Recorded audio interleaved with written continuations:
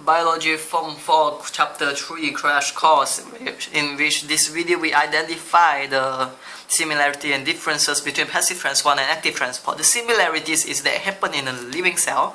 Of course, the cell have to be alive, and then it happens across the membrane, and it requires carrier protein. And in this case, we are talking about facilitated diffusion in the passive transport. Now, the differences is firstly, in the passive transport, as we have stated, it goes down the slide, or active transport, it goes up the slide. So one is going down the concentration gradient, the other is going up the concentration gradient. And then secondly, in this one, it can be both whole protein and carrier protein, while in this side, the active transport, it can only be used with carrier protein, because pore is just like one hole, it don't have things to push it up. While carrier protein, it can change shape the proofs to push the substance up. So that's why it's only carrier protein use. That's why it's only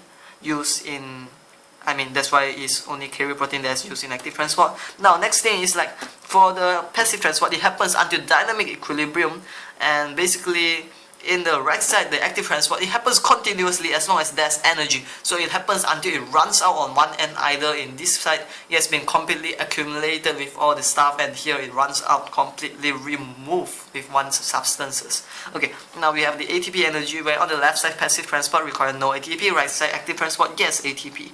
Now, on the left side, it depends on cellular respiration. It does not depend on cellular respiration because it does not require any energy at all. On the right side, it depends on cellular respiration and it requires oxygen. Okay.